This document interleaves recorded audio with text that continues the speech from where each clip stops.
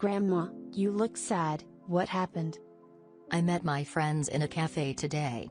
What I learned there bored me a lot. Would you like to tell me?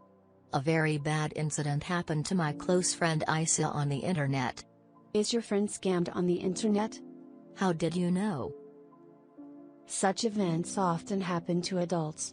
Various methods of fraud, including internet theft, fraud and exploitation, are a great danger not only for adults but for everyone, including children. How did it happen? Tell me, please. Isa wanted to buy a nice mat in her bathroom for a long time. She has recently seen an ad for a very affordable and well-matted floor mat set on Instagram. Click on the link below to buy, it says. When Isa clicked on the link and said yes to the question asked in the link, something happened to her phone. She couldn't use her phone. She immediately took it to the phone shop she bought. She found out that she had a virus on his phone, so all his information was in danger. I'm so sorry, what happened next? Has her phone recovered? Yes, she is using it now, but all the numbers and all messages in the phone book have been deleted. It is necessary to be very careful when using the internet and especially social media, especially in applications such as Instagram and Facebook. Grandma, you use the Facebook application a lot, be careful. I only shop from well-known places. For example, yesterday, the clothing brand I liked the most on Facebook had a discount advertisement, and I bought something for myself. Show me. Here I entered to this website from the link in the application, and I made my shopping from there. But yesterday my orders were supposed to come, still did not. What did you do, my grandma? That site is not currently open. I think you have been the victim of phishing. It can't be. How did this happen? People who use phishing usually publish exactly the same as popular sites and publish them over the internet, and direct the victims to this fake website with various excuses stated by randomly sent links or emails.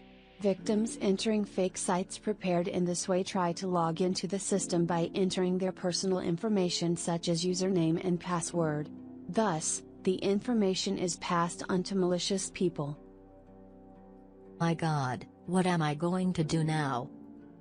You should cancel your credit card immediately, and I change all your passwords, Grandma. I will complain to the police. The fake website they opened has been cancelled, and the servers of these sites are also abroad and may not even know the owner of the server. So it is very difficult to find and punish criminals. Of course, we still make our complaint to the Anti-Cybercrime Branch Office. I will not go on the internet again, and I will not use social media. There is no need for that, Grandma, you just have to be careful on some issues, that's all. Like what? Listen to me, Grandma, you will be skeptical first. Never assume that a stranger is particularly reliable on the internet. You should always keep in mind that the unexpected message may be a scam attempt. In addition, you should be careful even if the message seems to come from someone you know. This also applies to messages transmitted via email, instant messaging apps or social media. You should pay attention to unusual things about the message or the sender because your friend's internet account may have been stolen. Secondly, never click on things you don't know, especially don't open email attachments. Because the phishing attack, one of the most common online fraud, usually begins with an email or social media message that tries to persuade you to give you sensitive data like credit card or login information. Many fraudsters use websites and Facebook pages as traps for campaigns.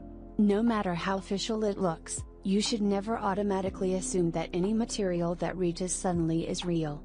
Do not open links or attachments in emails that ask for sensitive information, even if the message comes from a known, trusted source, okay? Okay, my beautiful granddaughter, I will not make this mistake again after your comments. It's not over, Grandma, you should say no to free things on the internet. because fraudsters can send an email to congratulate you for a prize you won in a lottery or raffle you did not enter. However, they request their personal information or request advance payment for some kind of advance fee. Typically, the official message instills a sense of urgency. They ask you to respond immediately. Remember, legitimate lotteries never charge a winner to get prizes. Another thing you should be careful about is that, never send money to foreigners who ask for money on the internet with different excuses. You can be deceived to send money or personal information to a fake fan. It's called trust and romance scams, Grandma. You know, this type of fraud was the second most expensive online fraud targeting people of all ages in 2018. It was determined that a fraud worth $362 million was made in this way in the world. Okay, my daughter, I will pay attention, and when I meet my friends again, I will tell all these things. I have other things to say about cybersecurity, but now I have to go. I'll be late for class or else. Okay, my sweetie, thank you very much. See you in the evening, Grandma.